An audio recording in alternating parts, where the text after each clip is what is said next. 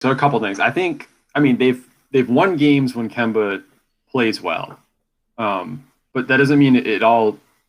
His team lives and dies off of him. They do need another piece to consistently perform that's outside of Tatum and Brown. On the other hand, I do agree in some sense with Christian about they do need to learn how to win. And they've been very lucky and very fortunate early on in their careers where they were drafted to very good teams, whether it was Isaiah Thomas and Al Horford, Kyrie Irving, and Gordon Hayward. I mean, all these things came together perfectly. They got all these draft picks, and then they also had all this cap space. So they were able to add a bunch of talent, established NBA talent, to go along with these young players. And now the young players are all alone. They have to win on their own now, essentially.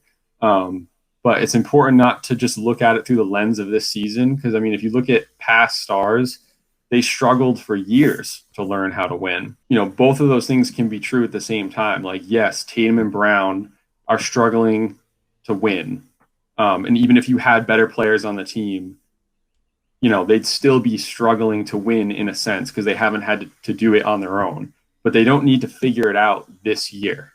I think it's just the fact that the past few years we've been in the Eastern Conference Finals. We've been so close that it's hard to take that step back and say, okay, this is a team that's going to be ready to win in 2023 or 2024 as opposed to right now.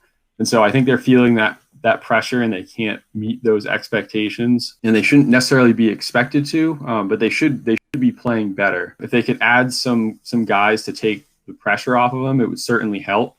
But I do agree in a sense that they do need to learn how to win. Because as of right now, they don't. I mean, it's clear they're not winning. They got everything they wanted. They're getting all the shot attempts. They're getting everything at the end of the games. And it's not like just one of them is alone. I mean, it's not like this is a team that we're talking about only Jaylen Brown. I mean, those are two very good players. So, yeah, I think they do need to learn how to win. But there's definitely things Danny Ainge could have done differently to support them in that effort. I think going out and using their mid-level exception on Tristan Thompson instead of a wing player really hurt them and sort of undersold Rob Williams' development. I have nothing against Tristan Thompson as the player. I think he'd be a really good center coming off the bench.